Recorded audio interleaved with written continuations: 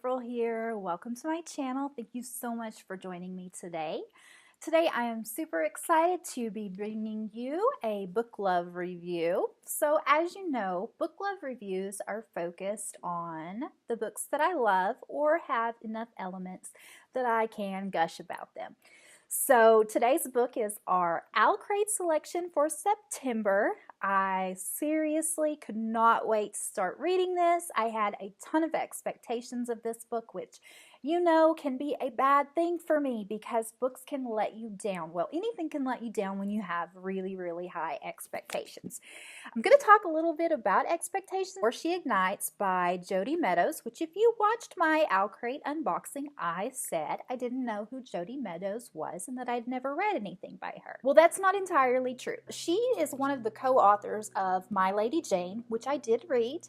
I did not do a BookLove review on it because I had a lot of trouble finishing it and it was a different sort of story and I need to read it again to decide if it's something that would qualify as one of my BookLove reviews. So yes, I have read something by her before, but that is the only one. She's written some other books and I have not read those. This is the first book in her Fallen Isles trilogy. So I'm going to start off by saying dragons, check, intrigue, check, memorable characters, check. So if I only had a couple of words to describe this book, those words would have hit the mark perfectly. Overview, and again, I try to keep these reviews mostly spoiler free, so I won't give you any big spoilers, but they could be a few hints here and there. So Mira is the beautiful face of this peace treaty between these isles or islands that has united them. It involves protecting the dragons, and she has grown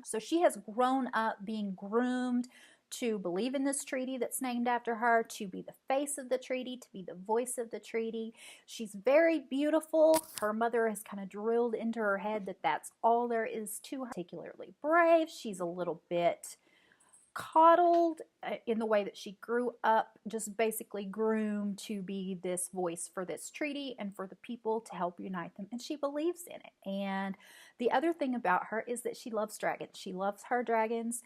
That is her passion. She would much rather be spending time with the dragons than being the face of the treaty. But she discovers a secret that changes everything. When this happens, she speaks out to I want to call them the council, but that's not the word. She speaks out to the treaty society, and she finds herself tossed into jail and into a very new environment that she is not at all prepared for.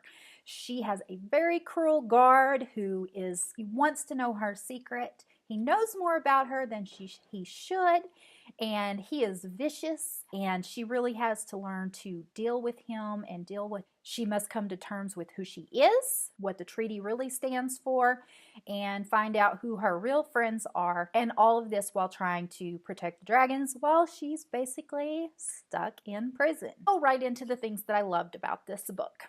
Mira is a well-developed character. I liked her from the time that I read the cover blurb. So again, those expectations, what is inside here. I read this, it lined up completely with what I was expecting from her as a character. She will stick with me for a long time. She is memorable. By the end of the book, she evolves. She changes. She finds out who she is. She finds her inner strength that she didn't know she had. And this is the kind of spoilery part, so sorry about that. But she really has to learn to survive. She has to really dig deep into who she is and make some pretty tough choices in the face of being tortured. You know, is she going to stand up for what she believes in, or is she going to struggle? Is she too weak? Is she going to give in? And there are times that, you know, that struggle is very real, and she makes some, you know, what you could consider to be some flawed decisions in there. I think that's what makes a really great character that you care about, because she doesn't always make the right choice. She doesn't always stand up for what she believes in at times. She doesn't really think herself capable of it. So you really see a great evolution of character in this book, which I love. Okay, so number 2. Oh, wow. So yes, there is a full fantasy world packed into this novel. Author did an excellent job creating this this world, these isles, this society. At the same time that you're plunged into it, she gives you just enough information to get the feel of the world, to understand it, but without overwhelming or confusing. So Mira's love for her dragons, her loyalty to those she trusts plays a big part in this, and I always love a story that is focused on loyalty in some aspect, either it being broken or it being followed through. And I really did like this about this. There is some intrigue. There are some things that are going to happen that maybe aren't what you expect. Some great plot twists. So that is, one of the things I loved about it. So back to the expectations. This book all around met my expectations. This doesn't mean that everything that happened in the story was expected, because that would not be good. You want to be surprised. You don't want to know what's happening and be able to pick up on it as you go along. A lot of times when I read, and it's maybe because I read a lot, like predictably, I can figure out what's going to happen before it happens. It doesn't bother me too much because I read so much, but I love it when there's enough things that happen that I expect, but then right in there's some stuff that not expected. And I do think this book had a good mix of that. The expectation. Based on the cover, the blurbs, what the other authors said about it, the inside description of it, set the expectations, and it met it. Now, that is something that doesn't always happen. And I don't know if you've ever been disappointed by this. As a writer myself, it's something that when I finally do put together, the cover and the back and what the story's about, I want to make sure that it is cohesive. I want to make sure that the expectations that I'm setting by the cover, by the back of the book, by the inside flap, I want to make sure that it meets those expectations, because a lot of the books that I read don't. Maybe that's on me. Maybe I have too high expectations based on what is written, and that's entirely possible. But this book delivered all the way around on that, and that's pretty exciting for me. I love the cover.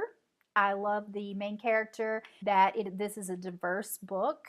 So I love there's a romantic element in this. It's a romantic element. It doesn't take over the entire plot, but it's there. It adds to the story. It spices the story. It makes you want to keep reading.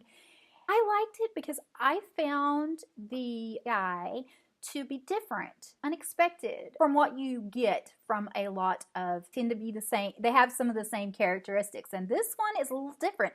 And I really like that. It really led some credibility, and there's still a lot of mystery to him, to that relationship. Like, it doesn't fully bloom, but it's there. So you really want to keep reading in the next how their relationship develops or doesn't develop as it goes along. So yes, good romantic element. So the next part of the review is who should read this book. All right, if you're a dragon fan, read it. It's got dragons. I do wish they were, I don't know. I guess I did want a little more dragon action in here, but there is dragon action and they play a role. And so if you love great fantasy worlds, this is going to be a book I think that you're going to enjoy. Like I said, it's not fully developed fantasy world with its own terms and its own meanings and that kind of thing, but you don't get lost in it. So if you like books with flawed characters that struggle realistically in the face of cruelty or problems or trouble and overcome, I think that you would really enjoy this book based on that aspect. If you like a romantic subplot that doesn't take over the story but does add to it, I think that I'd enjoy the romantic element of this story. And if you're not a really big fantasy or even dragon fan, I do recommend giving this book a try. It really is an excellent storytelling. It's an excellent character story, and there's so many elements into this that even if you're not a huge fantasy or dragon fan, I think that you really might find some things in this book, and it might be a good gateway into fantasy if it's not something that you read but you want to give something a try. So yeah, there you have it. I do hope that you will let me know if you have read this book, if you agree with my review, disagree, what were your favorite things, what did you not care for. I love discussing books, so feel free to comment on the video or on social media. You can find me there, follow me, connect with me. I absolutely love it when people talk book to me. So there you go. If you're looking for a book buddy, I'm it. All right, guys. So as always, thank you so much for joining me. I hope that you enjoyed this book love review. Book that you think I would love, please let me know. All right. Bye, guys. I'll see you next time.